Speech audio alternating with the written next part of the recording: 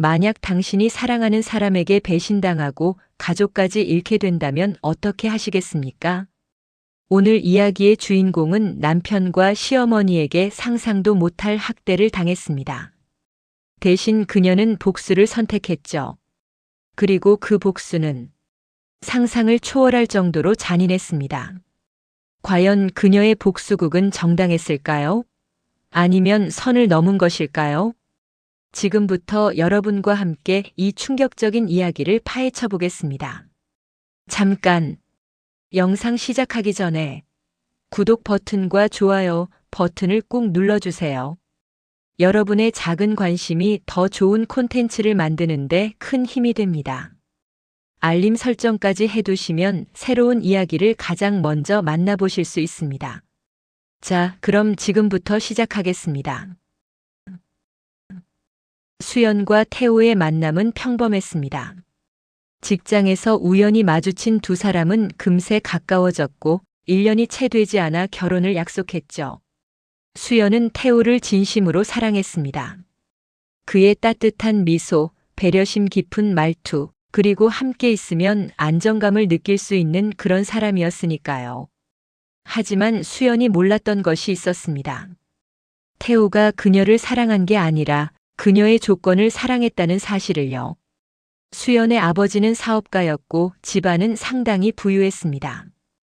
태호와 그의 어머니 김 여사는 바로 이 점에 눈이 멀었던 겁니다. 결혼 준비는 순조롭게 진행되는 듯 보였습니다. 하지만 운명은 잔인했죠. 결혼식을 불과 2달 앞두고 수진의 아버지가 갑작스러운 심장마비로 세상을 떠난 겁니다. 설상가상으로 아버지가 운영하던 회사는 부채로 얼룩져 있었고 빚 독촉에 시달리게 된 가족들은 하루아침에 모든 것을 잃었습니다. 그리고 바로 그때부터였습니다. 태호와 김 여사의 태도가 180도 바뀌기 시작한 것은 우리도 참 난처하네요. 사실 저희도 형편이 그리 넉넉하지 않아서요. 김 여사의 말투는 냉랭했습니다. 그녀는 수연에게 조건을 제시했죠. 무려 10억 원짜리 아파트를 혼수로 가져오라는 것이었습니다. 불가능한 요구였습니다. 아버지의 빚을 갚느라 아등바등 버티고 있는 상황에서 10억 원을 마련한다는 건 하늘의 별 따기였으니까요. 어머님, 제가 지금 10억을 어떻게 마련해요? 저희 집 사정 아시잖아요. 수연의 눈에는 눈물이 고였습니다. 하지만 김 여사는 단호했습니다. 그럼 결혼은 어려울 것 같네요. 우리 태호 좋은 집안 처녀 만나려면 얼마든지 만날 수 있어요. 태호는 옆에서 아무 말도 하지 않았습니다. 수연을 향한 사랑을 외치던 그 남자는 어머니의 말에 고개만 끄덕일 뿐이었죠. 결국 수연은 파혼을 선언할 수밖에 없었습니다. 그녀는 매일 밤 베개를 적시며 울었습니다. 사랑했던 사람에게 버림받았다는 상처, 그리고 아버지를 잃은 슬픔이 겹쳐 그녀는 하루하루 시들어갔습니다. 보다 못한 수연의 어머니 정 여사는 결단을 내렸습니다. 마지막 남은 재산인 작은 아파트를 팔아 그 돈으로 딸의 혼수를 마련하기로 한 겁니다. 엄마 안 돼요. 엄마는 어떻게 살려고 그래요? 괜찮아, 수연아. 네가 행복하면 엄마도 행복한 거야. 네가 결혼해서 안정적으로 살 수 있다면 엄마는 그걸로 됐어. 어머니의 희생으로 수연은 겨우 10억 원짜리 아파트를 마련했고 결혼식은 예정대로 치러졌습니다. 결혼식이 끝나고 신혼집에 들어선 순간 수연은 이상한 느낌을 받았습니다. 태호는 그녀를 안방이 아닌 구석진 작은 방으로 안내했습니다. 여기가 우리 방이에요? 아, 여기는 네 방이고. 나는 안방 쓸게. 네. 우린 신혼부부인데 왜 각방을 써요? 엄마가 그러는 게 좋대. 서로 프라이버시도 있어야 하잖아. 수연은 말문이 막혔습니다. 신혼부부가 각방을 쓴다는 게 말이 되나요? 하지만 더 충격적인 건 그 방의 상태였습니다. 방은 북향이라 햇빛도 들지 않았고 보일러 배관조차 제대로 연결되지 않아 한겨울에도 냉골 그 자체였습니다. 여기 너무 추운데요. 보일러라도 틀어주세요. 아, 그 방은 배관이 안 들어가 있어. 전기장판이나 쓰면 되잖아. 태호의 대답은 너무나 냉정했습니다. 수연은 추운 방에서 혼자 이불을 뒤집어 쓰며 밤을 보냈습니다. 그리고 시어머니 김 여사의 학대는 날이 갈수록 심해졌습니다. 수연아, 아침 식사 준비는? 죄송해요, 어머님. 조금 늦잠을 자서. 늦잠. 며느리가 시어머니보다 늦게 일어나. 이게 너희 어머니가 가르쳐 주신 예의니? 김 여사는 수연을 하녀처럼 부렸습니다. 새벽 5시에 일어나 밥을 짓고 청소를 하고 빨래를 해야 했죠. 하지만 정작 수진에게는 제대로 된 식사조차 주어지지 않았습니다. 어머님, 저도 밥 좀. 넌 나중에 먹어. 어른들이 먼저야. 태호와 김 여사가 식사를 마치면 남은 음식은 거의 없었습니다. 수연은 남은 김치와 밥으로 겨우 끼니를 때워야 했죠. 그렇게 몇 달이 지났을까요? 수연은 점점 말라갔고 얼굴은 핏기를 잃었습니다. 하지만 그녀를 지탱해준 단 하나의 희망이 있었습니다. 바로 뱃속에 있는 작은 아이였습니다. 아기. 우리 아기. 수연은 배를 쓰다듬으며 작은 미소를 지었습니다. 이 아이만 건강하게 태어난다면 이 모든 고통을 견딜 수 있을 것 같았습니다. 시어머니도 남편도 다시 잘 대해줄 거라고 그렇게 믿었습니다. 하지만 운명은 또다시 그녀에게 잔인했습니다. 태호에게는 이미 다른 여자가 있었으니까요. 그 여자의 이름은 서윤이었습니다.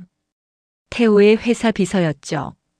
사실 태호와 서윤의 관계는 수연과 결혼하기 훨씬 전부터 시작되었습니다. 하지만 태호는 수연의 재산 때문에 서윤을 미뤄두고 결혼을 선택했던 겁니다. 그런데 결혼 후 몇 개월이 지나자 아무 일 없다는 듯 태호는 다시 서윤을 찾았습니다. 아니, 정확히는 서윤이 태호를 놓아주지 않았다고 해야 할까요? 오빠, 나 없이는 못 살잖아. 그 여자랑 결혼했어도 오빠 마음은 내 거잖아. 알아. 미안해, 서윤아. 조금만 기다려줘. 나도 이 상황이 답답해. 둘의 미래는 점점 대담해졌습니다. 그리고 결국 태호는 어이없는 선택을 했죠. 수연이 혼수로 가져온 그 아파트, 바로 그 집에서 서윤과 불륜을 저지른 겁니다. 여보, 오늘 야근이야. 오늘은 나 늦어.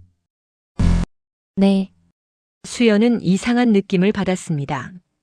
태호의 야근은 점점 잦아졌고 집에 오는 시간도 새벽을 넘기는 날이 많아졌죠. 그러던 어느 날 수연은 우연히 진실을 알게 되었습니다. 새벽 2시 화장실을 가려고 복도로 나섰을 때였습니다. 안방에서 이상한 소리가 들렸거든요. 아파. 오빠, 쉿, 조용히 해. 들키면 안 돼. 근데 이거 진짜 스릴 있지 않냐? 저 멍청한 여자는 바로 옆방에서 이러고 있는데도 세상 모르고 자고 있네, 크크. 수연은 그 자리에 얼어붙었습니다. 믿을 수 없었죠. 자신의 어머니가 마지막 재산을 팔아 마련한 그 집에서 남편이 다른 여자와, 그것도 바로 옆방에서. 수연은 비명을 지르며 그 자리에 쓰러졌습니다. 그리고 그 순간 그녀가 그토록 소중히 품고 있던 생명이 사라졌습니다. 병원으로 급히 옮겨진 수연. 의사는 냉정하게 말했습니다. 유산이에요. 스트레스와 가로 그리고 영양실조까지 겹쳐서 아기를 지킬 수 없었습니다. 수연은 눈물도 나오지 않았습니다. 그저 멍하니 천장만 바라볼 뿐이었죠. 김 여사는 매정하게 말했습니다. 에휴, 쯔쯔. 애 하나 지키지 못하고 이제 더 쓸모가 없어졌네. 그만 울고 몸 추스려라. 조금 쉬면 괜찮아지겠지. 별일 아니다. 김 여사는 수연에게 상처되는 말을 쏟아냈습니다. 그리고 더 끔찍한 비극이 이어졌습니다. 수연의 어머니 정 여사는 딸의 유산 소식을 듣고 깊은 충격에 빠졌습니다. 마지막 재산까지 팔아 딸을 결혼시켰는데 그 결과가 이렇다니. 전부 다 내 탓인 것 같다. 수연아, 미안해. 정 여사는 너클 잃은 채 거리를 헤매다가 횡단보도를 건너던 중 트럭에 치이고 말았습니다. 그리고 정 여사는 그 자리에서 즉사했습니다. 수연은 남편의 불륜으로 아이를 잃었고 그 충격으로 어머니마저 잃었습니다. 그녀에게 남은 건 오직 하나. 복수였습니다. 장례식장에서 돌아온 수연은 더 이상 예전의 수연이 아니었습니다. 그녀의 눈빛은 냉랭했고 표정은 무표정했죠. 태호 씨, 우리 이야기 좀 해요. 미안해, 수연아. 내가 정말 잘못했어. 다시는 그런 일 없을 거야. 미안하다고요? 하하. 미안? 수연은 비웃었습니다. 그리고 태호에게 차갑게 말했죠. 이혼해요. 이혼하자고요. 당신이랑 같이 살 수 없어요.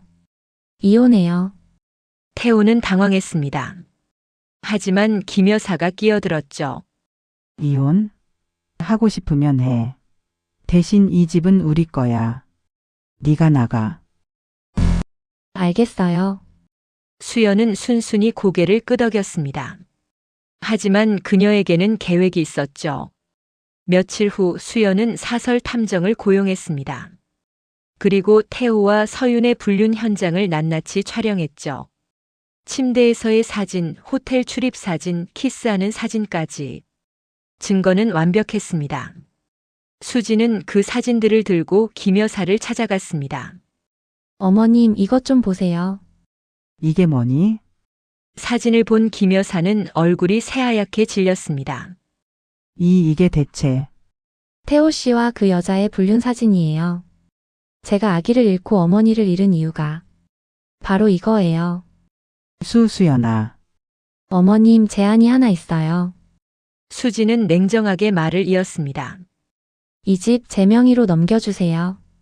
그럼 이 사진들을 태호 씨 회사에 안 뿌리겠어요.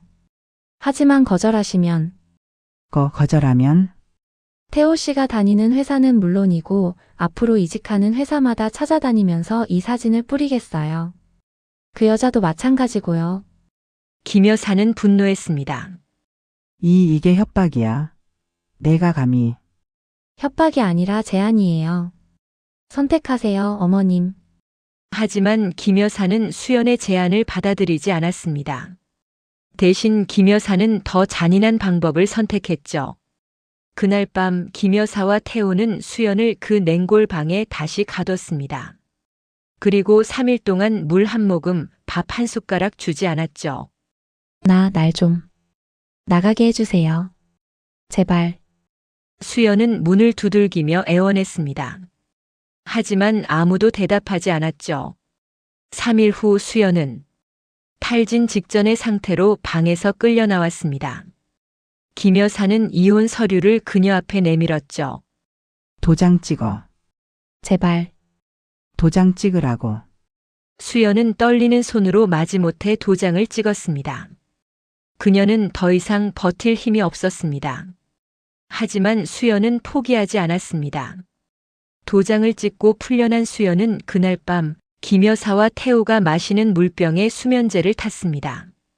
두 사람이 깊은 잠에 빠진 것을 확인한 후 그녀는 이혼 서류와 불륜 사진을 모두 챙겨 집을 빠져나왔죠. 그리고 다음 날 수연은 변호사를 선임해 김 여사를 고소했습니다. 감금죄, 폭행죄, 그리고 협박죄로요. 동시에 태호에게는 위자료 청구 소송을 걸었습니다. 법정에서 불륜 사진이 공개되자 태호는 할 말을 잃었습니다. 그리고 판사는 수연의 손을 들어줬죠. 원고 김수연의 청구를 인용한다. 피고 이태호는 원고에게 위자료 5천만 원을 지급하고 혼인 중 취득한 아파트는 원고의 단독 소유로 한다.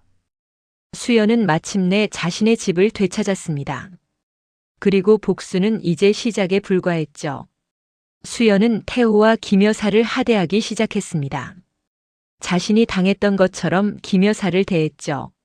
어머님, 이제부터 여기서 일하시면 돼요. 뭐뭐? 청소, 빨래, 식사 준비. 제가 예전에 했던 것처럼요. 못 하시겠어요? 너 이게 무슨. 싫으시면 나가세요. 하지만 어머님이 갈 곳이 있나요? 김 여사는 이를 갈았지만 어쩔 수 없었습니다. 그녀는 수연의 말대로 집안일을 하기 시작했죠. 남편 태호에게도 복수를 시작했습니다. 수연이 잠자리를 요구했으나 태호가 순순히 응하지 않자 수연은 뺨을 내리치고 강제로 분노의 키스를 했습니다. 그러나 그 키스에도 복수는 담겨 있었습니다. 키스하는 사진을 셀카로 찍어 내 연녀인 서윤에게 문자로 전송했습니다. 그 사진을 본 서윤은 끝내 자신을 선택하지 않았다며 분노하여 태호에게 이별을 고했습니다. 하지만 수연의 복수는 여기서 끝나지 않았습니다. 새벽부터 밤늦게까지 김 여사를 혹사시켰고 식사도 제대로 주지 않았습니다. 그리고 몇 달 후 과로와 스트레스에 시달리던 김 여사는 쓰러지고 말았죠. 어머니. 태호가 황급히 달려왔지만 수연은 냉정했습니다. 급한 것 같지는 않네요. 조금 쉬면 괜찮아지실 거예요. 수연 씨 지금 장난해? 당장 병원에. 제가 예전에 아기를 잃었을 때 어머님과 당신이 뭐라고 했죠? 조금 쉬면 괜찮아질 거야 라고 하셨잖아요. 수연은 김 여사를 하루 동안 방치했습니다. 그리고 다음 날에야 병원으로 옮겼죠. 의사의 진단은 충격적이었습니다. 뇌졸중입니다. 골든타임을 놓쳐서 말도 못하시고 몸도 제대로 못 움직이실 겁니다. 태호는 분노했습니다. 수연 씨, 당신이 일부러 늦게 병원에 데려간 거잖아. 이건 살인 미수야. 증거라도 있어요? 전 그저 어머님이 좀 쉬시면 나아질 줄 알았을 뿐이에요. 결국 김 여사는 말도 못하고 몸도 움직일 수 없는 상태가 되었습니다. 수연은 그녀를 요양원에 보냈죠. 물론 가장 싸구려 요양원이었습니다. 태호 씨, 어머님 간호는 당신이 하세요. 나한테 어머니 돌보는 일까지 하라고? 난 회사도 다녀야 한다고. 불륜까지 저지른 주제에 할 말이 있어요? 어머님은 당신 어머니잖아요. 당신이 돌봐야죠. 태호는 매일 퇴근 후 요양원에 가서 김 여사를 돌봐야 했습니다. 기저귀를 갈고 식사를 먹이고 몸을 닦아주는 일. 그는 점점 지쳐갔죠. 그리고 수연의 복수는 서윤에게도 끝나지 않았습니다. 수지는 태호와 서윤의 불륜 사진을 회사 전체에 뿌렸습니다. 두 사람은 곧바로 해고되었죠. 하지만 그것만으로는 부족했습니다. 수연은 서윤에게 문자를 보냈죠. 서윤 씨, 제가 평생 당신을 쫓아다니면서 이 사진을 뿌릴 거예요. 다른 회사에 취직할 생각도 하지 마세요. 다른 남자를 만날 생각도요. 제가 상처받은 만큼 당신의 모든 걸 망쳐놓을 테니까. 기대해도 좋아요. 서윤은 공포에 질렸습니다. 그녀는 매일 밤 악몽에 시달렸고 외출조차 무서워하게 되었죠. 그러던 어느 날 수연은 마지막 복수를 실행에 옮겼습니다. 김 여사를 요양원에서 몰래 빼내 다른 도시의 요양원으로 옮긴 겁니다. 그리고 태호에게는 어디로 옮겼는지 알려주지 않았죠. 김수연, 우리 엄마 어디 있어? 어디로 보낸 거야? 태호는 발광했습니다. 하지만 수연은 말없이 전화를 끊고 미소를 띤 채 유유히 사라졌습니다. 자, 드디어 수연의 복수는 완성되었습니다. 태호는 일자리를 잃었고 어머니의 행방도 알 수 없게 되었습니다. 서윤은 공포에 떨며 집 안에서만 지내고 있고요. 과연 수연의 복수는 정당했을까요? 어떤 이들은 말합니다. 그들이 먼저 잘못했잖아. 수연은 당한 만큼 되갚아준 것뿐이야. 하지만 어떤 이들은 반론하죠. 그래도 이건 너무 잔인해. 복수가 아니라 범죄야. 여러분은 어떻게 생각하시나요? 댓글로 여러분의 의견을 들려주세요. 그리고 이런 재미난 이야기가 더 궁금하시다면 구독과 좋아요, 알림 설정 꼭 부탁드립니다. 다음 영상에서 또 만나요.